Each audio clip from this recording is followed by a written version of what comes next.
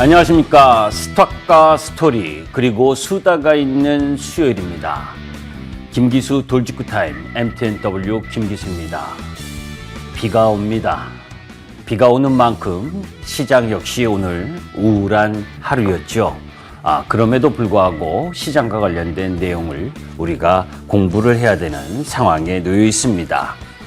자, 우리가 항상 10년마다 한 번씩 시장에 큰 위기가 왔죠. 2008년 리만 브라더스 때, 그때도 참 여러분들께 많이 말씀을 드렸었던 부분입니다. 2008년 리만 브라더스 위기 이후에 892포인트까지 급락했던 시장이 1400포인트까지 올라올 때는 급반등을 했습니다. 안도 랠리였다는 거죠. 모든 섹터가, 모든 종목이 올라오는 흐름을 보여줬습니다. 그리고 나서 1400포인트에서 2200포인트로 올라갈 때에는 소수 정예, 구조적 성장 흐름을 갖고 가는 섹터와 종목, 차화정이 주도를 했었죠. 이번에도 마찬가지입니다. 코로나 위기로 2020년 3월 19일 날 종합주가지수가 1419포인트, 그리고 코스닥이 410포인트 저점을 찍고 올라온 2020년은 우리가 잘해서가 아니라, 그죠? 급락한 이후에 시장이 급반등한 이유는 안도의 랠리였기 때문에 도그나 카우나 다 올라오는 흐름을 보였죠. 그렇기 때문에 시장이 편안했습니다.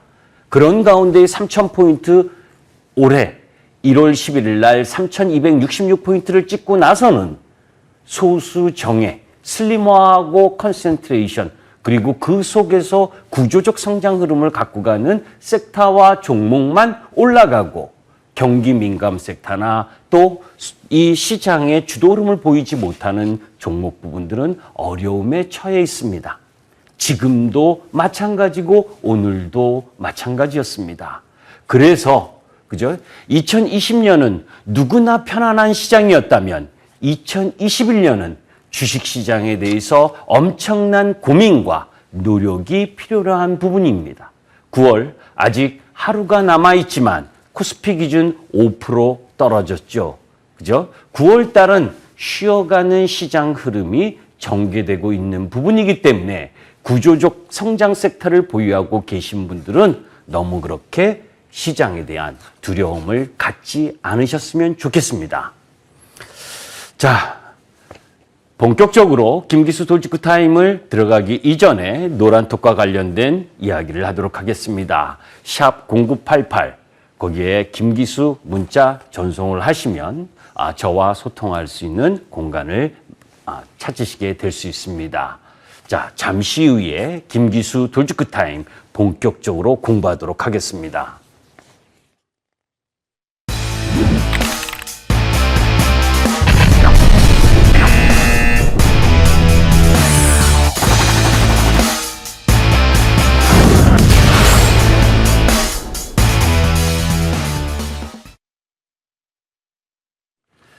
추석 연휴 잘 보내셨죠? 2주 만에 여러분들을 뵙습니다. 9월 15일 날 바로 이 시간에 추석 이 시즌을 여러분들께 보여주면서 음악이 느려지는데 계속 춤을 출 것인가 하는 내용을 가지고 미국 시장 9월 달 다소 확인해야 될 사항이 있다는 말씀을 드렸었습니다. 특히 9월 증시 향방 변수 점검에서 이제 경기 모멘텀이 다소 부족하고, 그리고 그 속에서 정책 노이즈가 변수가 있다. 미국의 디폴트 우려, 인프라 투자 법안, 그리고 연준 의장 지명. 이 세 가지 노이즈가 무사하게 넘어가야 좋은데 이 세 가지가 지금 다 여러분들 시장을 속속이고 있는 중입니다. 이미 9월 1일 날 이 우려, 그리고 미국 시장의 9월 흐름은 다소 부담일 수 있다라고 하는 부분들을 여러분들께 말씀드렸었던 내용이죠. 그런 가운데에서 미국 어제의 금리 부분에 어제 미국 시장이 나스닥 기준 2.88%가 떨어졌습니다. 그런데 어제는 미 국채 10년물 금리가 급등한 부분, 이 부분 때문이라기보다 오히려 공화당과 민주당의 예산 조정안과 그리고 미 부채 한도 협상 이 부분과 관련된 불협화음이 오히려 더 크게 작용을 했기 때문에 그렇기 때문에 금융 섹터나 전반적인 대부분의 섹터가 약세를 보인 부분이다라고 보시고 이미 이러한 위험 요인을 여러분들이 알고 계신 상황 9월 1일 날 이미 여러분들께 말씀드렸었던 부분이고 그런 가운데에서 테이퍼링 텐트럼 버냉키 긴축 발착 때 미국 시장이 4, 5% 약세를 보였었다. 그럼에도 그렇게 2013년 보였음에도 불구하고 그 당시 3,000포인트였던 나스닥이 14,500포인트 이상 올라온 지수를 보게 되면 이 또한 지나가리가 되는 거죠. 그죠? 그렇기 때문에 단기적으로는 부담이 될 수 있어도 그죠? 중장기적 흐름에 있어서는 너무 크게 우려하지 않으셨으면 좋겠습니다. 미국의 고점 대비 10% 전후 주가 조정 이 국면은 실적 전망이 훼손이 아니라면 단기에 그치는 부분 뭐예요? 이 디폴트 우려나 그리고 미 국채 금리의 상승 이 부분과 관련돼서는 이후에 자세하게 설명을 드릴 거고 그런 가운데에 추석 연휴가 시작하면서 헝다그룹 이야기가 시장에 또 일정 정도 영향을 줬죠. 요건 복귀입니다. 아주 간단하게. 시진핑 3기 정책 카드는 공동부유입니다. 이렇게 요란하게 말씀을 드린 시진핑의 주석의 이 정책 내용은 한마디로 말하면 성장 위주에서 분배로 정책을 전환하겠다는 내용을 이야기한 거죠. 중국의 불평등은 우리가 지니게스라고 하는데 그 부분에 있어서 0.4를 넘었으면 상당하게 빈부격차나 이런 계층 간 불평등이 엄청나게 심하고 0.5를 넘어가게 되면 사회적 폭등이 나타날 수 있다고 하는데 중국 기준으로는 2016년입니다. 5년 전 자료인데 그 당시 0.385였으니까 지금은 0.4가 넘어서 0.5 근처에 있을 가능성이 높고 그러한 부담 요인을 시진핑이 장기 집권을 하기 위해서는 그런 부분들 속에서 일정 정도 사회적 불평등을 해소하는 것이 필요로 하다. 잘 보시면 중국의 출산율 급락이죠. 그죠? 출산율 급락 그리고 중국의 청년 실업률 16세에서 24세까지가 15.4%. 여러분들 우리 실업률도 높다고 그러는데 중국은 우리의 더블입니다. 더블. 그러니 사회적 불평등에 대한 부분이 엄청나게 나타나게 되고 중국 도시가계의 소비 성향 역시 농촌과 도시를 보게 되면 그 격차가 엄청나게 크다는 거죠. 여기서 진짜 이야기하고 싶은 부분은 중국이 규제를 엄청나게 하고 있잖아요. 작년 11월부터. 그죠? 그래서 이 파이낸셜 IPO 중단했고 그리고 디디 출신 앱스토어 퇴출했고 이런 내용들이 인터넷 핀테크서부터 시작을 해서 데이터 해외 상장하지 못하게 하고 교육과 게임, 사교육 국유화하고 또 의료 부동산으로 앞으로 더 규제가 진행되는 과정 이 전부 다 그리고 그 속에서 대기업들로부터 기부라는 명분으로 돈을 착취하는 과정 이런 것들이 이제 인민들의 사회적 불평등에 대한 불만을 감소시키기 위한 규제 내용 이런 부분들은 결국 사회적 불평등을 그죠? 성장 위주의 산업 부분을 분배 위주의 산업으로 가려고 하는 형태. 왜 이렇게 요란하게 설명을 드리냐면 중국의 성장을 고성장하지 않는 흐름이라면 그죠? 우리 수출 기업들 부분이 미국과 유럽 그리고 중국으로 각자 30%대씩 나눠서 수출 지역을 갖고 있는 상황에서 중국의 성장 부분이 분배 정책으로 전환되는 부분은 경기 민감 섹터에게는 그렇게 좋은 흐름을 보여주지 않는다라고 하는 부분을 설명드리기 위해서 설명드린 겁니다. 그런 가운데에서 헝다그룹은 여러분들 많이 들으셨으니까 한마디로 말하면 중국 공산당이 통제국가인데 맘만 먹으면 해결할 수 있죠.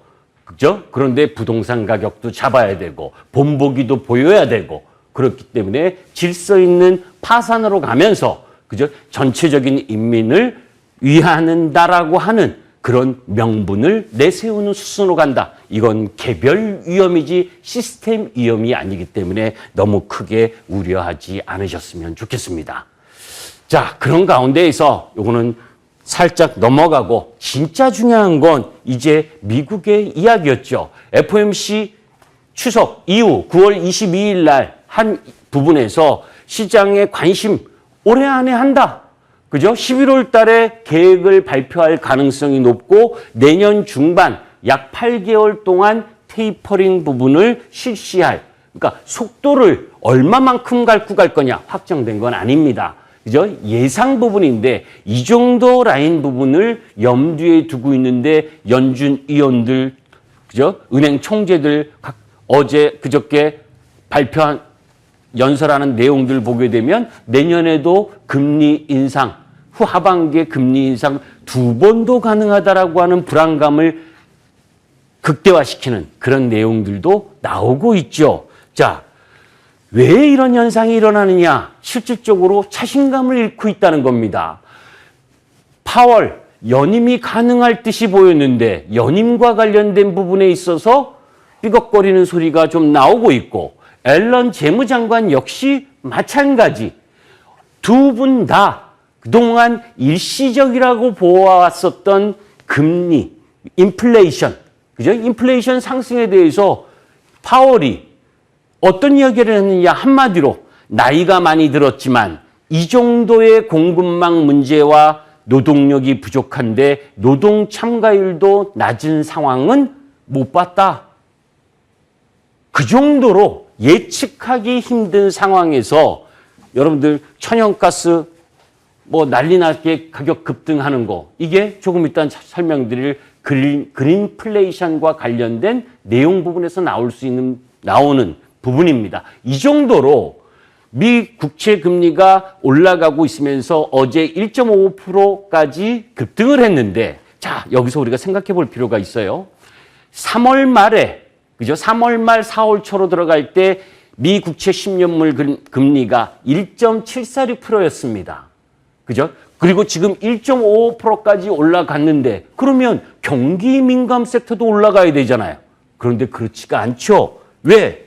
3월 말과 다른 9월 말의 금리 급등이라는 겁니다. 3월 말에 형성되었던 1.746% 그리고 지금 현재 1.5%로 올라오고 있는 이 금리의 상승 부분의 근본적인 원인이 틀리다는 거죠. 왜?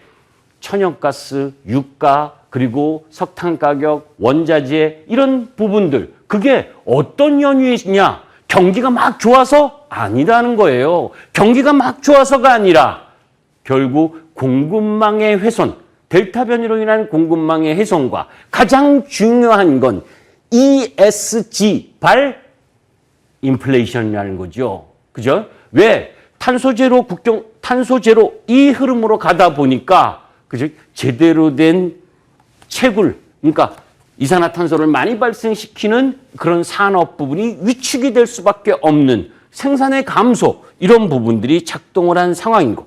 자, 실질적으로 그 속에서 9월 소비자 신뢰지수도 3개월 연속 하락하고 이런 부분들은 실질적으로 미 국채 금리가 하락을 해야 되는 요인인데도 불구하고 상승을 하고 있고 또 7월 주택 가격은 19.7% 급등. 이거는 미 국채 금리를 급격하게 올리는 요인인데 그죠? 그 주택과 관련된 부분에 있어서의 원자재, 이점 가격들이 상승하다 보니까 불가피한 흐름.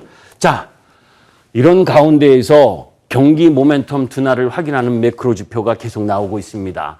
경기 모멘텀의 대표적 지표인 OECD 경기 선행지수가 지금 보시면 코로나19로 급격하게 기저효과로 올라온 이후에 횡보하고 있는 부분. 그죠? 그런 가운데에서 유로존을 제외하고는 주요 국가의 선행지수 상승 쪽이 0으로 수렴하는 흐름. 이게 경기 피크아웃과 관련된 이야기가 지속적으로 나오고 있는 거고 두 번째, 그 속에서 경기가 안 좋은 가운데에서 앞으로 더 좋으려면 구매력, 소비를 해줘야 되는데 그죠? 미국의 긴급 지원금 종료되고 있고 그리고 앞으로 테이퍼링, 그죠? 테이퍼링을 한다라고 하고 소비자 심리가 둔화되고 이런 부분들 속에서 구매력을 확보할 수 있겠느냐?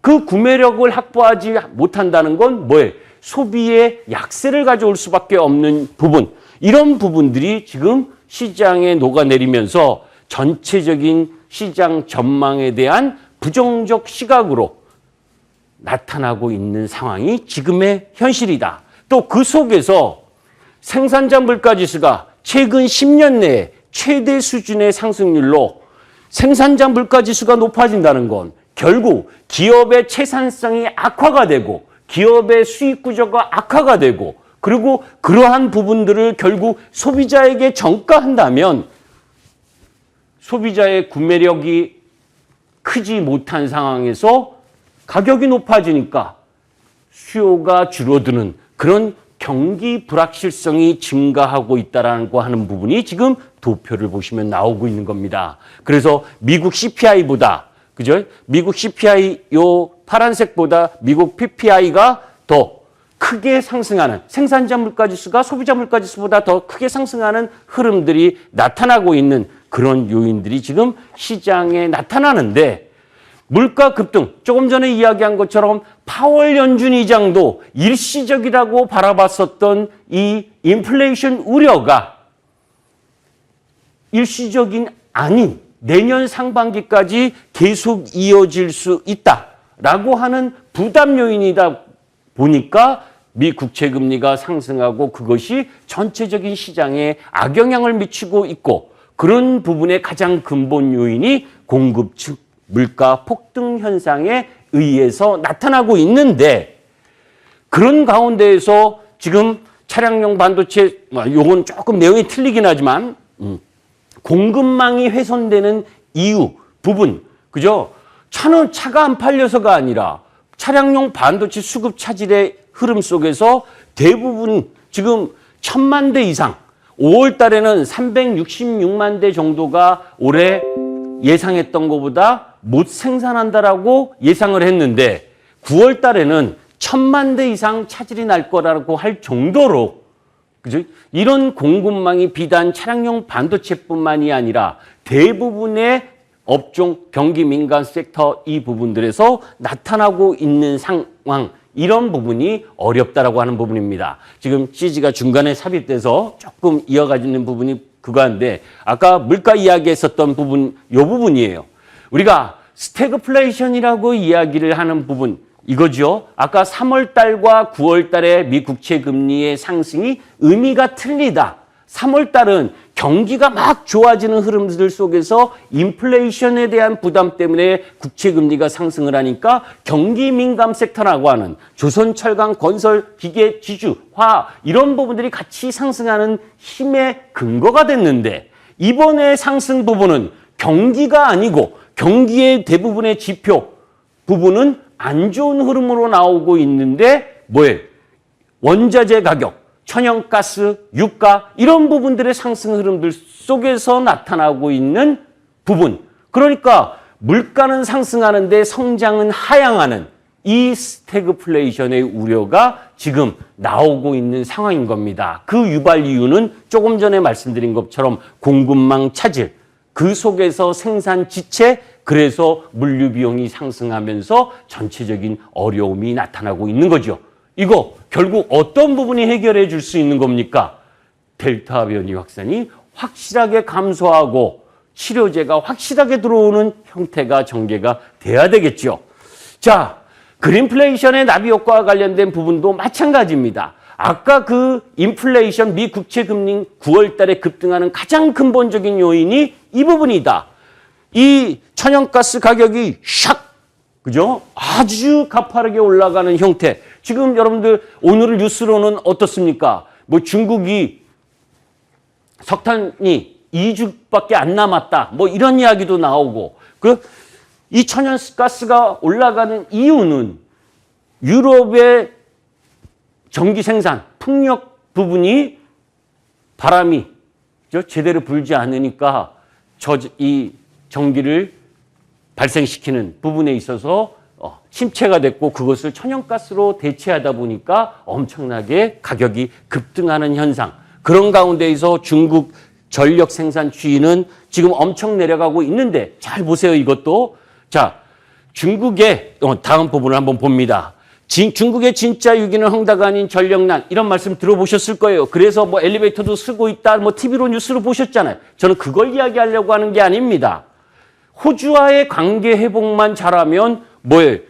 석탄도 수입할 수 있는 중국이 시진핑께서 그죠? 시진핑 중국 공산당 1인자가 지금 이걸 방치하고 있다. 왜 방치하느냐? 명분은 뭡니까? 탈탄소와 관련된 부분의 흐름 부분으로 가면서 이런 부분들을 방치하는 이유가 뭘까? 거기를 고민해 봐야죠. 그렇다면 이런 문제는 중국과 미중 관계가 다소 회복 국면으로 가면 다시 되돌아올 수 있다는 점에 포인트를 맞춰야지 이런 위기 때문에 지금 주식을 내던지러 가는 건 아니다라고 봅니다. 보릿고개를 넘어가는 증시, 아까 이야기했었던 여러 가지 요인들, 이것은 결국 시간이 해결해 주는 요소고 단기적으로는 아프지요. 비트와 금리 인상 유동성 파티는 끝났다라는 말 제가 8월 11일 날 말씀드리면서 자꾸 압축화해야 된다라는 말씀을 드렸죠. 가계대출 옥죄기, 거기에 신용공여 10%, 20% 줄여라, 주식시장 신용공여 한도 관리 금감원에서 이야기를 하고 있죠. 거기에서 우리 언론은 제대로 된 논리적 근거를 가지고 이야기했으면 좋겠습니다. 2020년 3월 19일 모두 다가 신용으로 박살나서 반대매매 나갔었던 그때 6조였던 걸 기준으로 해서 신용이 4배 올라왔다라고 이야기하면 이거는 뭐예요? 제대로 된 기사가 아니지요. 그죠? 평상시 코로나 이전에 신용잔고는 12조였습니다. 12조 내외에서 움직였고 지금 고객예탁금이 그 당시에 24조, 25조였었던 게 70조, 2배 이상에 올라간 상황에서 개인 투자가들이 뭐예요? 12조에서 지금 25조 정도니까 2배 정도 올라온 거예요. 너무 확대해서 이야기하는 건 바람직하지 않다. 비투를 하라는 이야기가 아닙니다. 그죠? 그러나 정말 제대로 된 내용을 기사를 써야 된다라고 하는 부분. 그런 옥죄기가 진행되다 보니까 그죠? 개인은 이제 떨어져도 팔아야 되고 올라도 팔아야 되고 하는 부담 요인을 갖고 있죠. 그죠? 3,300포인트 올라갔을 때 이런 이야기를 하지. 미국 시장에 악재가 나오고 우리 시장에 지수가 흔들리는데 이런 이야기를 한다는 건 정말 뒷북 정책, 뒷북 흐름이다라고 저는 붕괴합니다.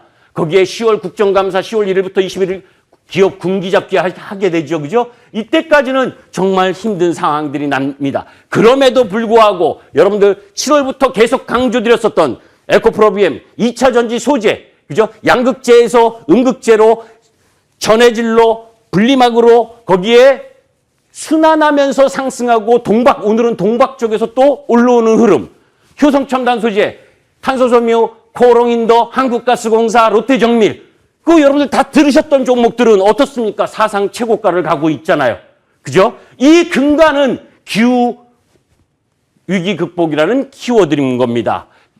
여러 가지 내용이 많습니다. 그런 와중에 에너지 패러다임 전환기와 관련돼서 조금 있다가 6시 10분에 그죠?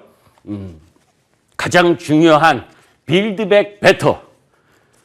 빌드백 베터가 뭐냐면 바이든이 그죠? 바이든이 대선 국면에 들어서서 자기 고향에서 연설을 했던 미국 제일 우선주의 그리고 그 속에서 제조 부활 이런 부분이 지금은 진통이지만 곧 조만간 3조 5천억 인프라 법안이 통과됐을 때 가장 핵심적인 내용 이 부분과 관련된 내용을 자세하게 설명드리는 시간을 갖도록 하겠습니다.